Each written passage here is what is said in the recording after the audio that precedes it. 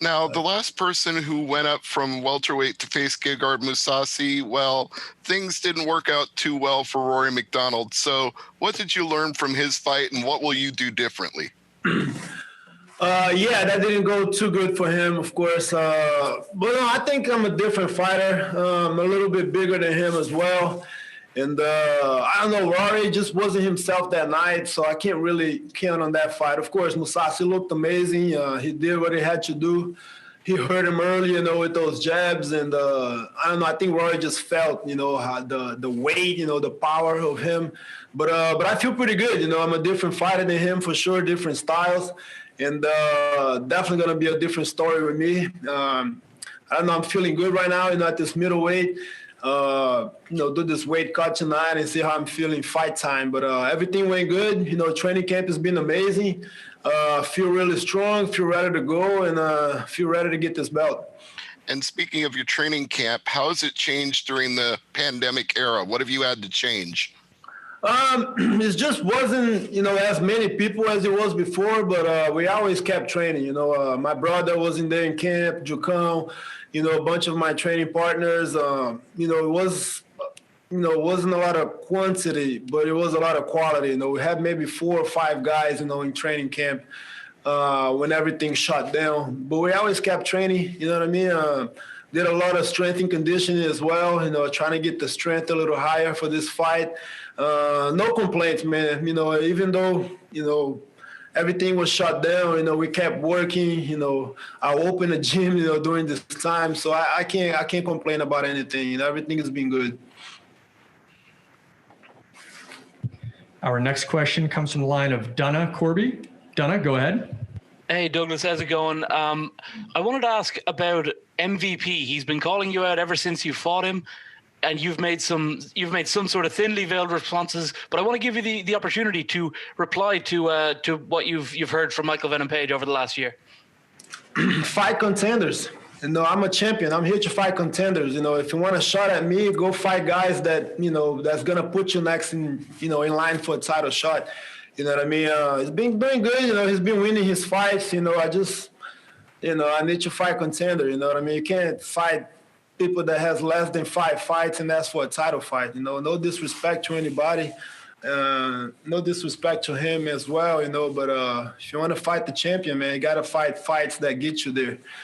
You know what I mean? It's not just talk. You know what I mean? You gotta fight contenders. That's what I've been doing my whole career. Every time I lost the belt, I fought the number 1 guy next in line for it. You know what I mean? I had to go through a tournament to get my belt the last time around. So you know what you do. If you're ready, if Bellator says you're ready, I'm here. I'm here for whoever's next. But like I said, I'm a champion and I fight contenders. Also, a lot of fighters have found when they have 2 belts, making the weight cut down to the lower weight class where they have the belt is always a little bit more difficult. Do you plan on leaving the welterweight division, or are you going to find it relatively easy to jump between the 2? No, I don't think. No, I'm not leaving the welterweight division. That's my weight class. I think there's a lot more fights for me to do there. But let's see how it feels. Thursday night. Right now everything feels great. But I'm still the same weight, that I am when I fight at 170. I usually walk around at 200 pounds. For middleweight, cut 15 pounds. Welterweight, suffer a little more, but I can make the weight no problem. You know what I mean? So, yeah, I want to fight on both divisions. I want to win this belt. My goal is to get this belt Thursday and defend both. Defend both belts, stay busy. You know what I mean? Get as many fights as I can. Enjoy my prime time. I feel healthy. I feel good. I just want to stay busy as much as I can. Giancarlo? Hi, Douglas. You're just talking about the weight cut, and now fighting at this kind of division at middleweight. Do you think that Gegard Mousasi, a similar guy who's had to cut weight from light heavyweight before, have you seen something in his game that you'll be able to exploit in his last performances? No, man. Mousasi he's a complete fighter. He's good everywhere. He's a great striker. He's a good wrestler. He's really good on the ground. So we just got to find the right timing, connect a good punch, and be ready to fight 5 rounds. I know it's going to be a hard fight. He's going to be ready to fight everywhere. Same with me. I've done what I could, with this training camp. I train hard. You know, I pay my dues in the gym, and I'm ready to fight him. You know, I know he's good. He's probably gonna be, you know, a little bit bigger than myself, but it is what it is. You know, it's challenges, man. The bigger the challenge, the bigger the reward. You know, that's what I'm coming into this fight, you know, thinking about, because man, it's he's a gamer. He's been in the sport for a long time. You know, he fought the who's and who, fought heavyweight, light heavyweight. So I know it's a tough challenge, you know, and that's why I wanted, you know, this type of fight, you know. So especially, you know, with the belt on the line, you know, this is huge. This is a super fight, and I'm really looking forward to it. And final one for me, you've been a who's who in the Bellator welterweight division. Do you think the Bellator division, especially welterweight, gets the respect that it deserves compared to when people talk about the UFC? I mean, if you understand the sport, you know it does. You know, a bunch of killers, you know, a bunch of up-and-comers, you know, welterweight division is stacked in Bellator. You know, people know that, man. People know that. The top 10, top 7, there's a lot of good guys. And the ex-UFC fighters as well, you know, guys that's been on top over there. So everybody knows that we got a deep division, and definitely can compete with anybody in the world. Santiago? Hi, Douglas. Is your brother going to be in your corner? For sure. He's always here with me. You know what I mean? He's about to cook my meal, you know, for post weigh-in. You know, he's you know, my main training partner as always. You know, he's here for sure. I love him. He's the best, man. Hey, your takedown defense against Rory was stunning to see. Really high level. Do you think Gegard wants to take this to the mat? Definitely. He said it himself. You know, he wants to wrestle me as well. I don't know if it's because he's bigger or he wants to put more weight on top of me, but he said he's going to wrestle me. So I prepare for the wrestling, prepare for the striking, and pretty much, you know, ready for everything. Because like I said, Mousasi is a complete fighter. You know, he's good everywhere. So I'm sure he's going to try to fight this fight, you know, wherever, you know, like on every aspect of fighting. You know, he wants to strike me, wrestle me. He pretty much want to mix everything up. That's what I feel from him. And we're ready for it. You know what I mean? We're prepared. You know, been training for this for like a whole year. You know, so I'll be ready for sure. Good luck on fight night, sir. Thanks, buddy. Damon Martin? Hey, Douglas, you mentioned after this, you know, you're obviously more than willing to go back to welterweight, but we have seen Bellator allowing guys hold 2 titles and defend 2 titles, but it has been difficult. We saw with Ryan Bader, he went back down to light heavyweight, and he talked about how difficult it was, and obviously he didn't have his best night against Nemkov. Are you confident in being a 2-division champion, or you look at this and saying, I want to win middleweight and then, you know, focus back on welterweight? Like, where's your head at after this fight? Mm-hmm. Yeah, definitely. It'll definitely be harder, you know, to make welterweight, but that's something that's been hard my whole career. You know, there are times where I thought, man, I can't do this. You know, I don't know if I'm gonna make weight this time, but I always do it. You know, it's my job. You know, it's part of the job, and I'm walking around the same as I do for welterweight. You know, so I don't think it'll be that much more difficult because I didn't. You know, maybe I had 3-4 pounds, you know, during training camp, but I didn't get that much bigger that would be impossible for me to make welterweight again, you know.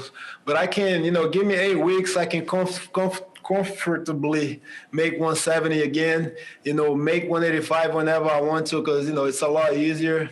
But first, I want to see how this feels at middleweight. You know, I can't wait. I'm fighting one of the big guys, you know, at middleweight. You know, a guy that's fought, you know, higher weight classes before. So, yeah, this is a perfect fight for me to see, you know, where I stand as far as power, you know, when it comes to middleweight. Because, you know, guys definitely going to be bigger and stronger. But, you know, I feel good. I feel good about it. You know, middleweight, something that I thought of doing my whole career. You know, I did it last time, it was 10 years ago. You know, I won 3 fights at middleweight. I won a tournament. And, you know, ready to keep this going. You know, definitely fight at both weight classes.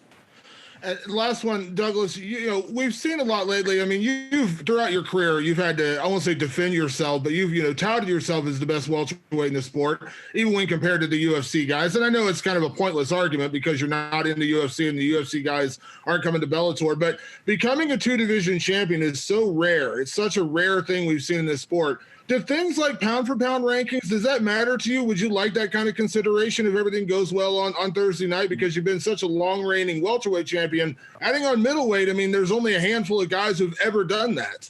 Yeah, definitely. Super important for me, and definitely want my name on the pound for pound list, after this win.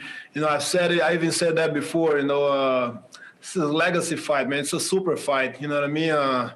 Being a welterweight forever, I fought the who's and whoever came to Bellator, I fought them, I got wins, against good guys, and definitely think I belong in the pound for pound list, but I got to prove it, with this fight Thursday night. It is important for me.